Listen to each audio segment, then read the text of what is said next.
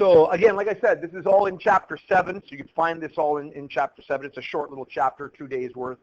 And the first thing we're going to talk about today is solubility.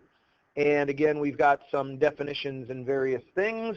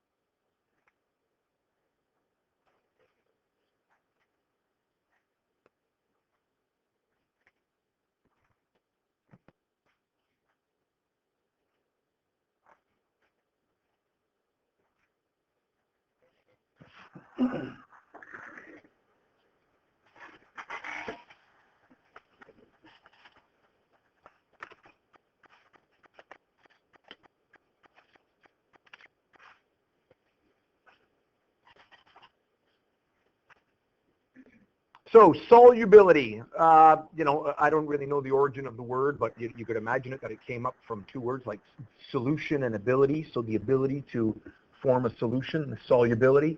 It's the maximum amount of solute that can dissolve in a given amount of solvent to produce a saturated solution at a given temperature and pressure. So you could imagine that some poor soul, and you don't need to write this down, I'm just kind of illustrating an example, but you could imagine that some poor graduate student working for some professor wanting to study a particular type of solid, maybe sodium chloride like salt or even sugar or even some kind of stranger compound, sodium hypochlorite, et cetera, you could imagine that they had to take a solid, maybe a little spoon of some sort, take a certain amount of that solid, dump it in there, stir, and have it dissolve, all right? And if it didn't all dissolve, continually adding more and more solute, stir, until it didn't dissolve, and a little bit of solid ended up at the very bottom. So then at that point, you would have a certain mass that they've dissolved in that liquid at a particular temperature, and that certain mass would be its solubility, the amount of that substance that can dissolve in that particular amount of solution, amount of water at a particular temperature. All right?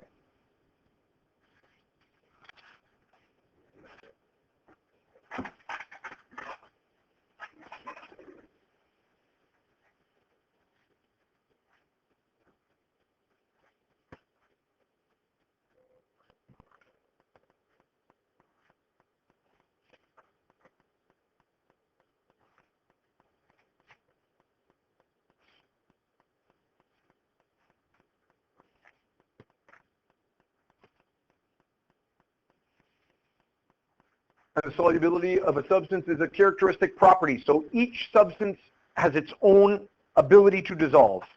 Some are more soluble, some things dissolve very well, and some things have very low solubility.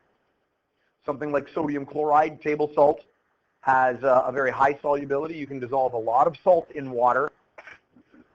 But something like calcium carbonate, the ionic compound that's found in chalk or in rocks, they don't dissolve well. You can't dissolve a lot of chalk in water. A very little few grains may dissolve, but anything beyond that does not dissolve. Yeah, we had to rearrange for writing a quiz. Just find a spot.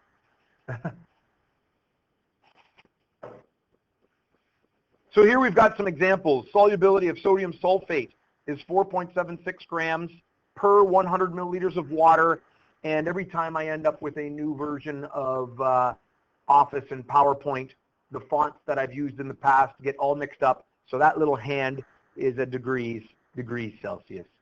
Degrees, right? So that says degrees Celsius. So there is the mass that can dissolve in a certain amount of water at a particular temperature, right? So that is a solubility. It contains all of the information that we need. Okay? And you can see there that we can translate that into, 4.7 grams of sodium sulfate will dissolve in 100 milliliters of water at 0 degrees Celsius.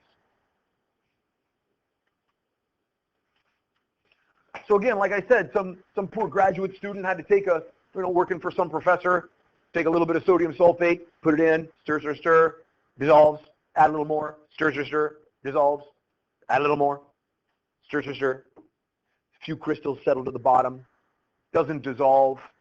All right, I've added as much as I can, 4.76 grams in 100 milliliters of water, 0 degrees Celsius. All right? Solubility, pretty straightforward concept. Now, the temperature is very important because I'm sure many of you know that you can change the amount that dissolves, and I'm actually jumping ahead. I've got these three definitions next, but I'll just mention it here. You all know that you can change the amount of substance that dissolves by changing the temperature. If you've ever made, candy or caramel or something like that, you've got to dissolve a lot of sugar in a lot of water.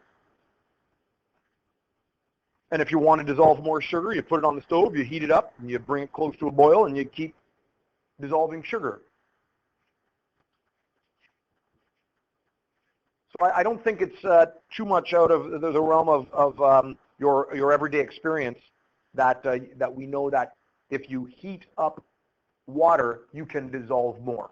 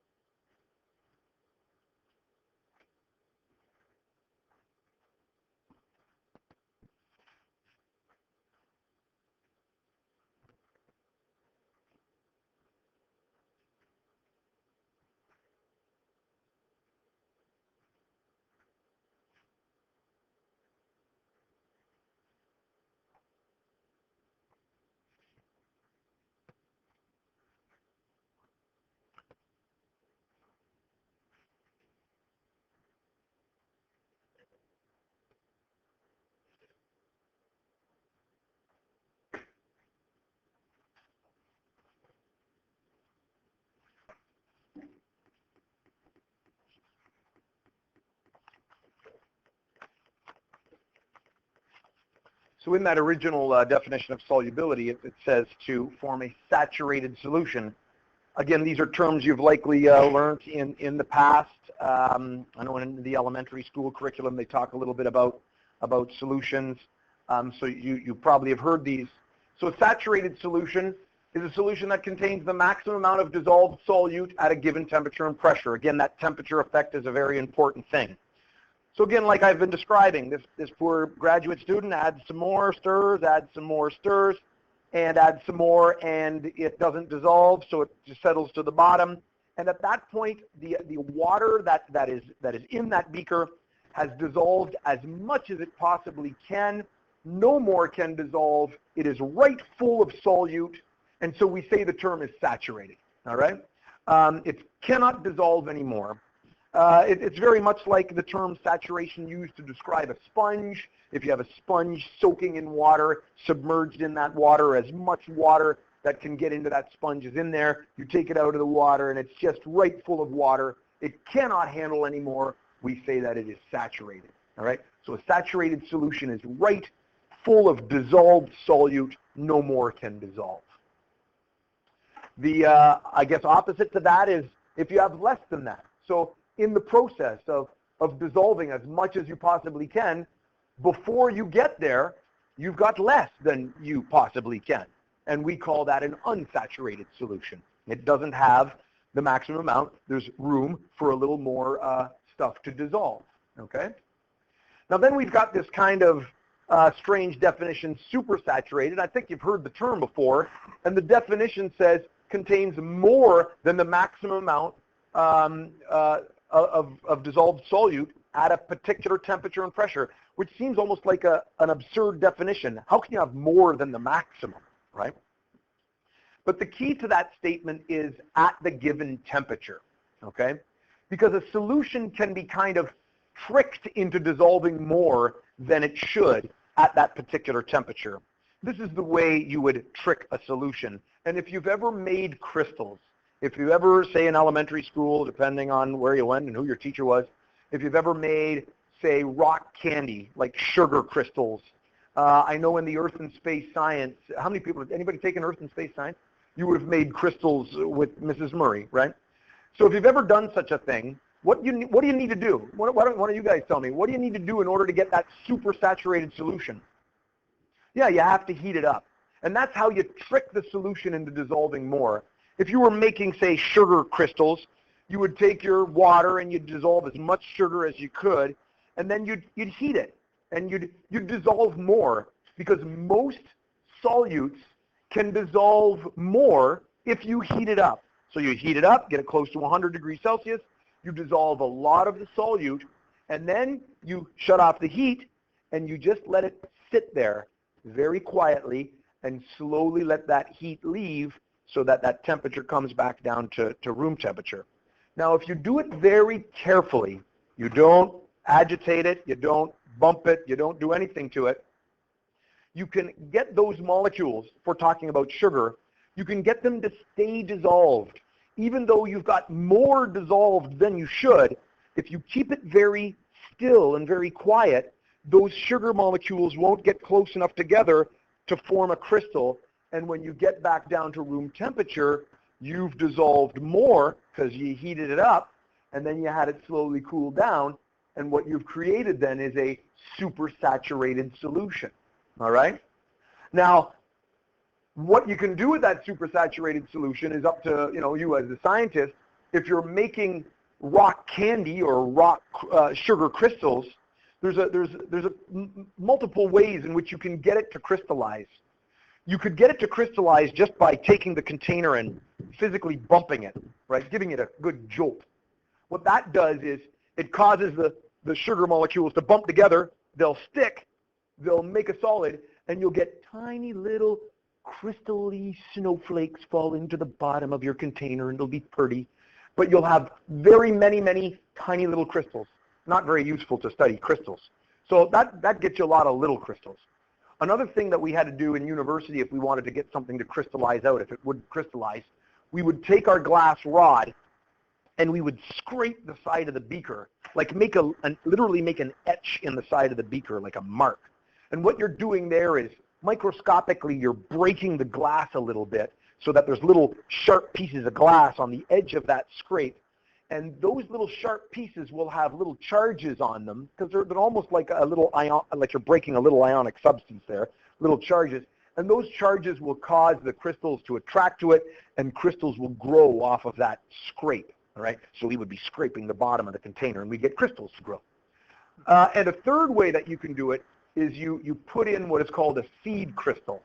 So what they do often, if you're doing a little lab where you're making candy, you're making sugar crystals, you'll take a string and you'll make it damp and you'll dip it in some sugar, where you've got then a bunch of tiny little crystals that you then put in that supersaturated solution. Usually you tie it to a stick that sits on the top of the container, and then you leave it there for 3 or 4 days, and very slowly those existing crystals will cause a formation or growth of those crystals by those supersaturated molecules. And the crystals will grow until you're back to a regular saturated solution, all right? And so that's ways in which you can get the crystals to reform. But before you get them to reform, after you've cooled it down, you have what we call a supersaturated solution, okay? So there's some 3 definitions that go along with this idea. So again, I kind of jumped the gun talking about the temperature effect.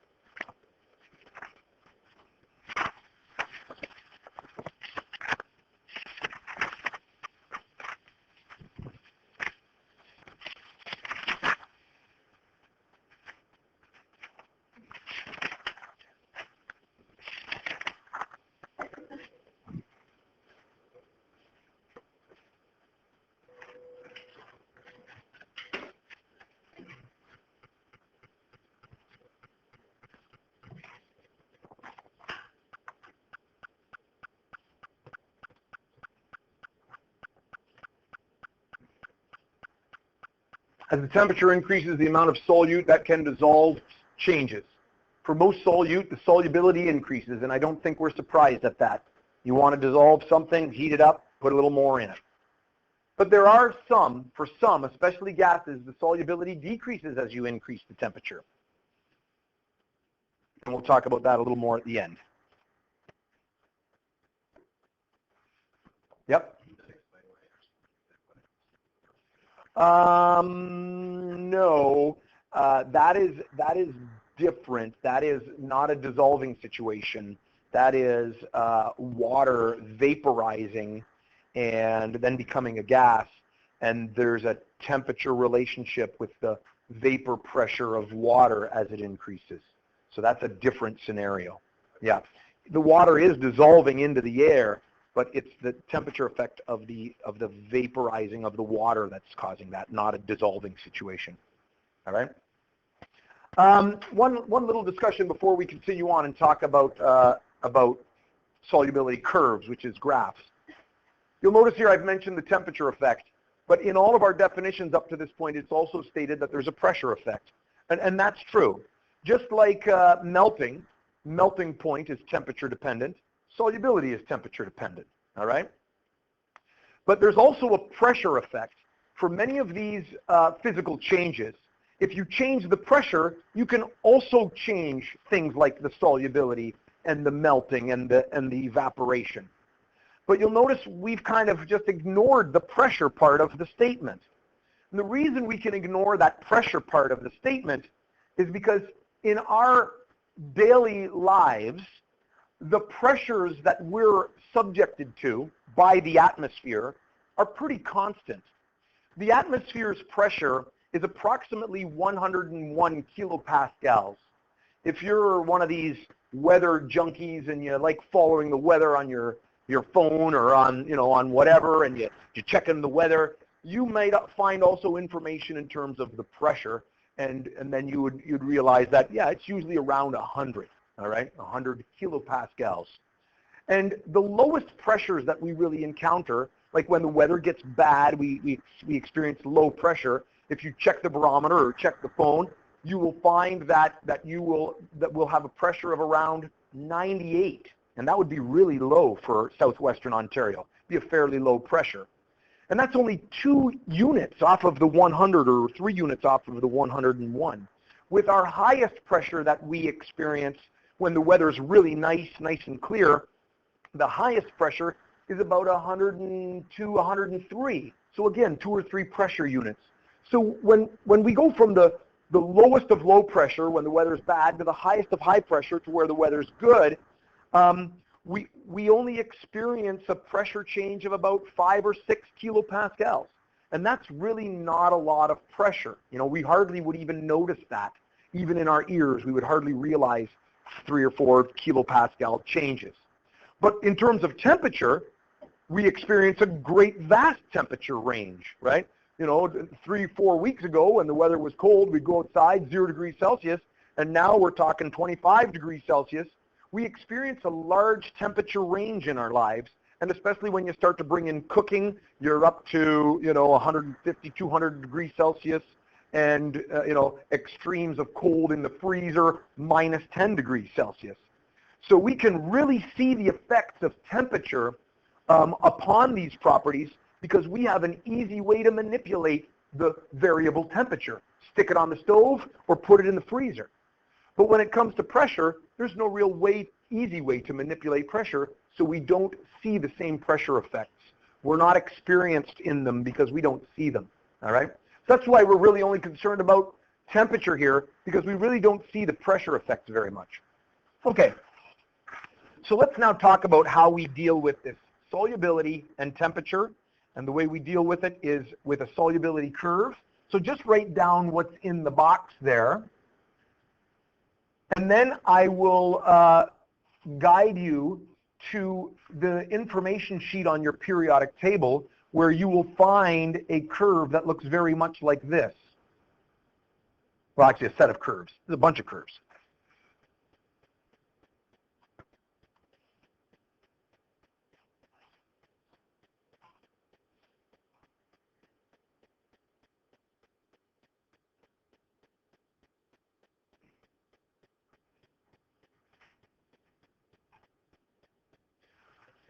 So solubility curve, a graph that plots the amount of solute that will dissolve in a given amount of water at a particular temperature.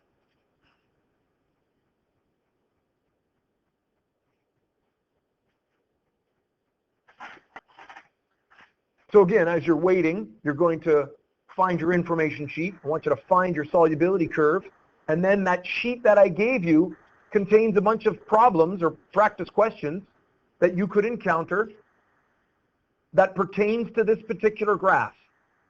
So at this point, from here on to the end of our lesson, I'm going to be teaching you how to read a graph. So hopefully, this is an easy procedure for you.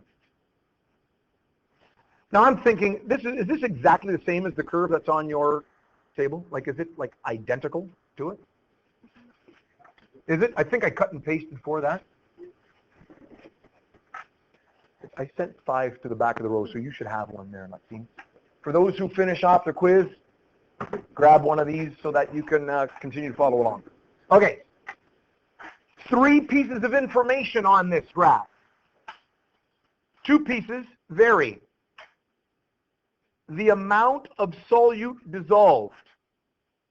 All right? There is the y-axis. The second piece of information, the amount of water that it's dissolved in, 100 grams or 100 milliliters. We're going to assume a density of 1, so 100 grams or 100 milliliters. And then we've got the other variable, temperature. The amount of water that's dissolved in, that's a constant. We're just going to leave it as 100 grams and we'll work from there. So the mass of the solute that can dissolve in 100 grams of water with respect to temperature. You can see that most of them start in the lower left and work their way up to the upper right.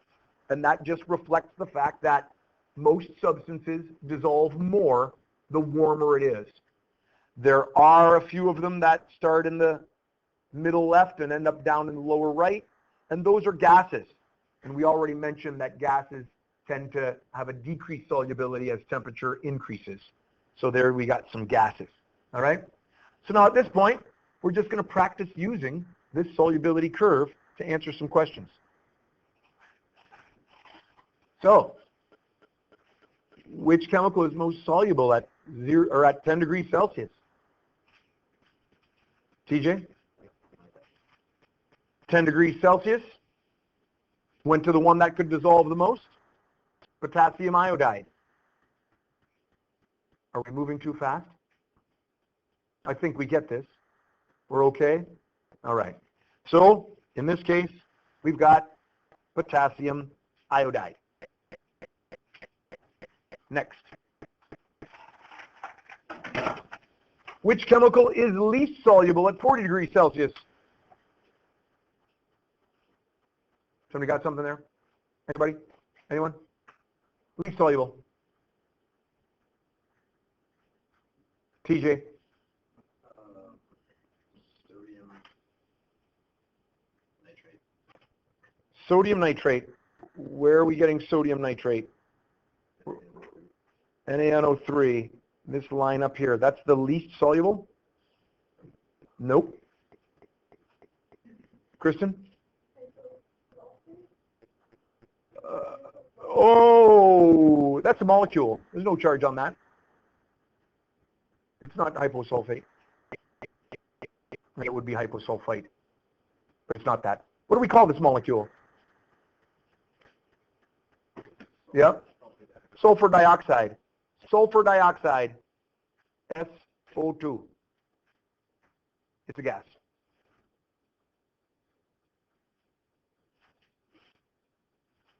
What is the solubility of ammonium chloride at 80 degrees Celsius?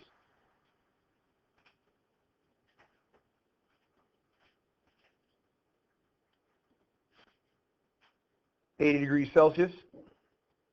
I've got to find ammonium chloride right there. What's the solubility? About 60, 66, 67, 68? You have a sheet that has all the answers on it? Oh, jeepers. I'm going to go with 67 this time. I don't want 68. She's got a copy of what I've done in the past. I'm going to go 67 grams. Meh. All right? So in that case, we were given the temperature, and we had to figure out what the solubility was. Next. What mass of potassium iodide can be dissolved in 200 milliliters at 10 degrees Celsius? Now we're just kind of stirring it up a little bit.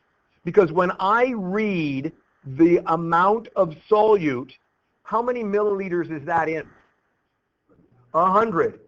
So, now I'm asking how much can be dissolved in 200? What a crazy idea. 10 degrees Celsius, right there. Potassium iodide up to there.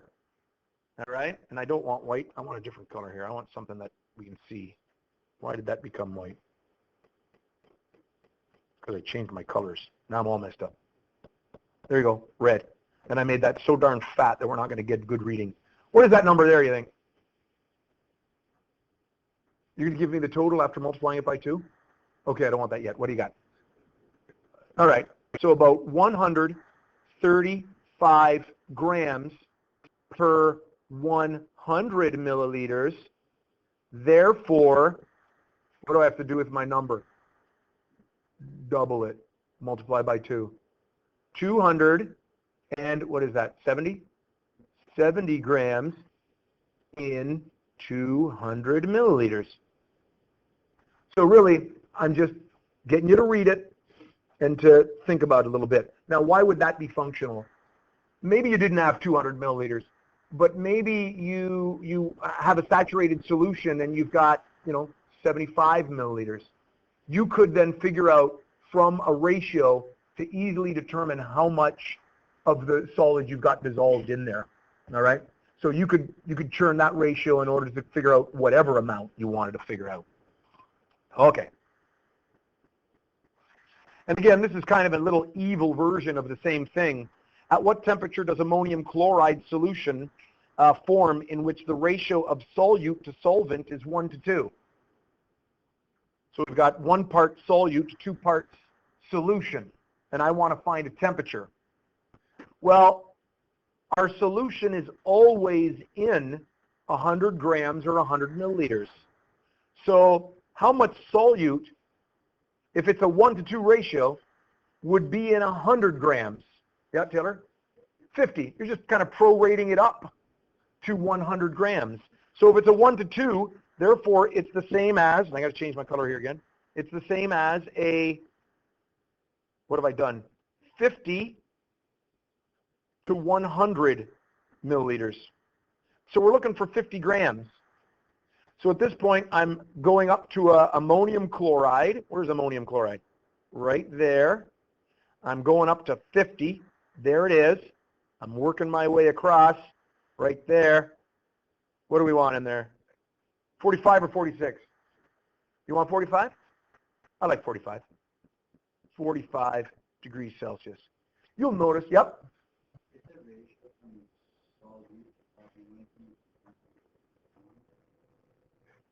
Sure, that would be a correct one as well. But this is solute per 100 grams of water. This is the solution. So you're right, 100 to 200 is correct. But my bottom number always on the solubility curve is 100 grams or 100 milliliters. So I've turned it into 50 to 100 because that's what that is. This thing reads right here, solute per 100 milliliters of H2O, which is, in this case, the solvent in this case, solvent. All right? Yeah, it's painful. And so therefore, my bottom number is this 100 grams of water. Okay? So I need that to be 100 because this is my top number. This is my 1. So 50 to 100 is 1 to 2. Okay? Does that make sense? And so then I look at that 50, I work my way down, I get 45 degrees. All right? Okay. At what temperature will 90 grams of sodium nitrate be soluble in 100 grams of water? You can stay in your seat, or just stay there. Yeah. So at this point, we're just reading the graph. 90, sodium nitrate. Make sure you're aware of the crossover here. Make sure you're aware that there's a crossover. Sodium nitrate crosses over to be on the top. 90. What's the temperature? What do you want? 22, 23? That's a tough call. 22, 23, doesn't matter. 23. When you do this on a test or an assignment, I always allow for a little bit of a leeway there because we're talking about some fat lines and some, poor grids, but that's okay.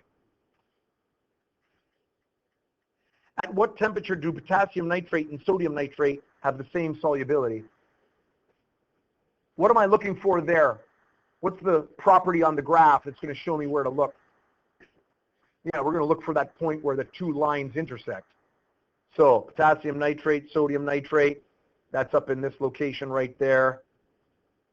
And what are we asking for? A temperature? Temperature. So working our way down here. So we're just past the 70. 71. 70.5 is really, I don't think you could really say it. 71. 71. It's not on 70, so 71. All right? Again, we're just reading graphs here.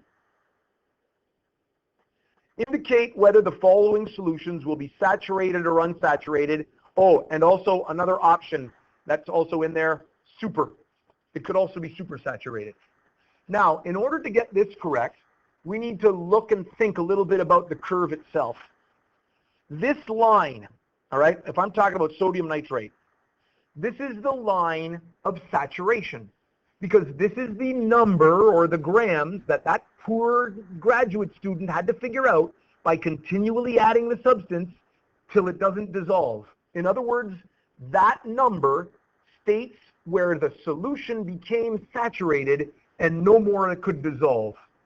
So everywhere along this line, let's say if I pick this spot right here, 100 grams at about 35 degrees, that's how much needs to be dissolved in the water to make it saturated. So for it to be saturated, so saturated is basically on the line. The line is the line of saturation. Okay? So if you're on that line, all those points that we've been finding makes a saturated solution. Let's now just say, for argument, hypothetically, I got information where I only had this much, 80 grams of the sodium nitrate at 35 degrees. Notice I'm not on the line. I actually don't have enough dissolved. I actually have to dissolve a little more before I even get to the line. What kind of solution would we call this if I don't have enough that's dissolved? Yeah, it's unsaturated. So for a particular line, all of the area under the curve is the area of unsaturation because you don't have enough dissolved in there. You're not at the line. So unsaturated is below the line. All right? And just to complete the analysis, but you guys are good at seeing trends, let's say somehow I could have dissolved 120 grams of the sodium nitrate in water, in water at 35 degrees. You'll notice I have way too much. I'm above that line of saturation. What would we call that area above the curve? Yeah, super saturated. So if you somehow did that, super would be above the curve, or above the line. I've been saying line all the way along. It's actually a curve, right? None of them are linear, but anyway, we get the idea. All right? So that's how we do a question like this. So very straightforward, and hopefully it doesn't land all right in the middle of it. It's terrible. I'm going to erase that away. Did everybody get that written down? The stuff we need? So I'm just going to erase that away. And actually, my eraser's now turned into a green line, and I have no idea where my eraser went. Is this an eraser? Nope, that's still a green line. This is fun. So I don't have an eraser anymore. Let's try that one. Eraser? Oh, yay, I got an eraser. It's exciting. Okay, let's get rid of this out of here. I can't see what I'm doing. My cursor isn't letting me doing anything. I'm free. Okay, here we go. Good. 50 grams of NH4Cl in 100 grams at 20 degrees Celsius. So notice I've given you both parts of the information this time. I've given you the mass and the temperature. Find it on the grid. See where that is. 50 grams in 100 grams of water at 20 degrees Celsius. 50 at 20 gets me right there. There's my spot right there. And I'm talking about ammonium chloride. Where's the ammonium chloride line? Down below here. So what kind of solution is this? Yeah, this is super saturated. This is super saturated, right? As if it was some kind of a superhero. It'd be a weird superhero. But anyway. Next. 50 grams at 48 degrees Celsius. The grams are the same, except now I go along here to 48, and gee whiz, I wonder why I picked such a special number, such as 48. I wonder where that came from. Notice, it is, what have I done? Oh yeah, it is nicely on the line. What kind of solution is this? Saturated. And oh goodness, now I'm going to deal with 50 grams at 60 degrees Celsius. Ammonium chloride, working my way across 60 degrees, 50 grams right there. Oh, look at, I'm below the line. It's unsaturated. It's like I somehow created an example of all three, which is exactly what I did. Okay? So that's how you would deal with something like that. Oh, trying to trick you up. 100 grams dissolved in 200 milliliters at 60 degrees Celsius for potassium nitrate. What do I have to do before I proceed with the mass? Yep, Megan. Divide it by 2. I need to make it into 100, so it's going to be 50 grams per 100 milliliters because I've got to have the per 100, and that's at 60. So again, I've used 50 again. That's just mean, look at 60. I'm in the same spot as I was last time, wasn't I? Right there. But now I'm using a different solid. Where's potassium nitrate? It's way up here, isn't it? Right? So what is this? Unsaturated. try to mess you up with the 100. Some people go to the 100 and get messed up. All right, still would be unsaturated. It's a bad example. Thanks for finding that for me. Yes? What if it said like actually 100 grams at 60 and it's just a little bit below? If it's a little bit below, then you'll just tell me just unsaturated, right? That'll be fine. That would, if I'm giving you a test question, I'm going to make sure it's significantly below, right? All right. But if you think it's a little below it, that's fine. You got to do what you think you're reading. Okay. Now for number 9 and number 10. These are the types of questions that then just kind of, bring it to another level. Does it have any significance? I suppose it could. I suppose if you had a saturated solution at a lower temperature and you were going to then raise that temperature, you wanted to predict how much you were going to have to add to make it saturated again, you could actually conceivably do that in a laboratory. So we're saying here that we got 100 grams of water, so no curve on that, and it's just saturated at 20 degrees Celsius, and then we heat it to 70. We want to know how much more stuff do we have to add to make it saturated again. This is really straightforward. All we need to do is figure out the mass at 20 and the mass at 70 and subtract, find the difference. So we're at 20 degrees Celsius. What are we doing here? Sodium nitrate. Sodium nitrate is the one that is up top here now, because remember, look for the cross over there. So how much can dissolve at 20? What do you think? 87? All right, 87. 87 grams. And now we heat this thing up to 70, brings us right into, it's the upper curve here, right in there. How much is dissolving in there? What's that? 130, 137. You want to make the math nice, do you? Minus 137. I agree. Now notice that's going to give me a negative number just because I wrote the other one down first. We're really just looking for the absolute values of that. We just want to know how much more we have to add. What do you got there? Is it a 50? Is it 50? 50 grams. So they give you the two temperatures. You're finding the solubility at either temperature, and you're just subtracting. Number 10 is an opposite scenario where we're starting off with a lot of it dissolved.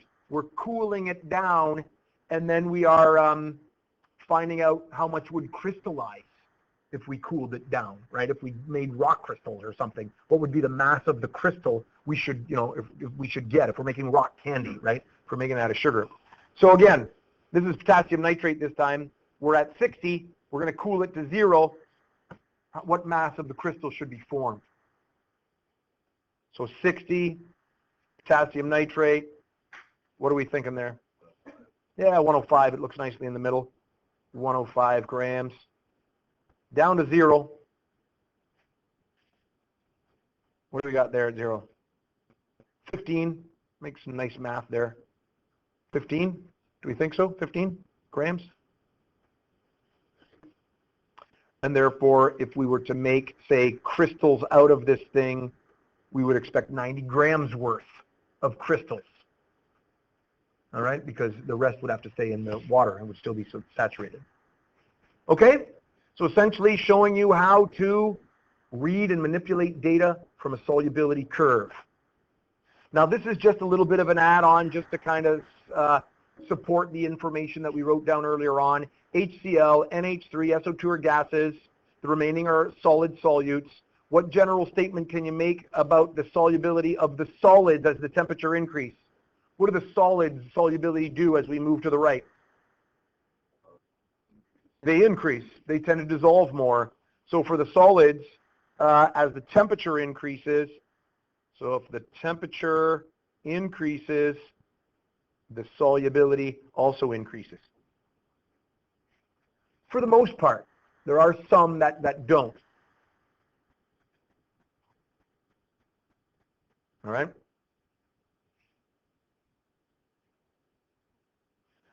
It says there, B, take a look at calcium hydroxide.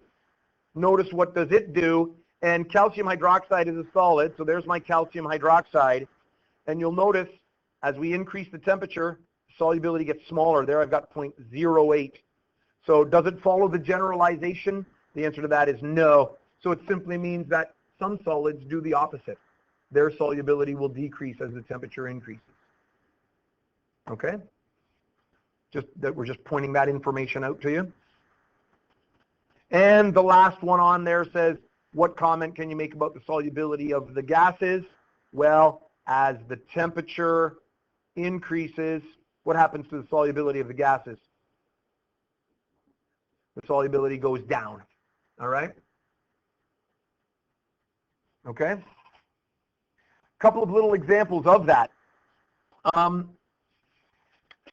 Carbon dioxide is a gas. You increase the temperature and the solubility goes down. So if you have a pop super cold out of the fridge, you open it up and it doesn't make a lot of gas, right? If you don't give it a good shake, it just kind of goes a little bit, right? A little bit of gas comes out. You drink the pop, excellent, nice, good pop. But if you've got pop that's warm, let's say you're doing something, let's say you're working in the field, you're picking rocks. Ooh. Crazy job. And you go to the car and all the water's gone and the only thing that's in there is a hot bottle of Coke. Been in the sun all day long. But man, you're thirsty and you don't care. So you open the hot pop, you didn't shake it, what happens? It fizzes everywhere, even though you didn't shake it. And that's because the warm pop, the solubility of the carbon dioxide is less, and it's going to come out of the gas. It's going to come out very quickly. All right? Don't do this. But if you take a plastic bottle of pop, don't put a can in the microwave. But you take a plastic bottle, take the lid off, start the microwave, comes all out the top. Don't do that. It'll make a mess in the microwave, and your parents will be yelling at me. Don't do that. But that's the temperature effect. A secondary effect. Let's say that there's and this is the same picture that I used this morning. Let's say you've got, so this is my picture of a nuclear power plant. Can't you see it? That's a nuclear power plant right there. But it doesn't have to be a nuclear power plant. It could be any industrial process that is built adjacent to a lake so that the industry can draw cold water in from the lake, use it to cool down their components, thus making the water warm, and then sending that warm water back into the lake. What can happen there is there's usually a region or area, this little box here, that's my lake. There's usually a region of where that water is ejected that is kind of warm. And what will happen is that'll decrease the solubility of the oxygen that's in the water. That little bit of oxygen is needed for the fish, right? So if you're a fish swimming along, minding your own business, right, breathing away quite nicely, and you end up in this warm region, then there's going to be low oxygen levels, and it would be like somebody taking the oxygen out of the room. It wouldn't be very comfortable. It wouldn't be very good. So, if it was stuck in there, got caught in there in that region of low oxygen, it could die, or it would probably just turn around and try to find a spot where it would have oxygen again, and then the fish wouldn't hang out in that spot anymore, and it would be a really bad fishing spot. Really, that's what I'm talking about here. I'm not talking about ecology. I'm talking about good fishing. No, anyway, that's another effect that can happen there. Okay, so let me just stop this process here for a moment, and I'm going to hand something out.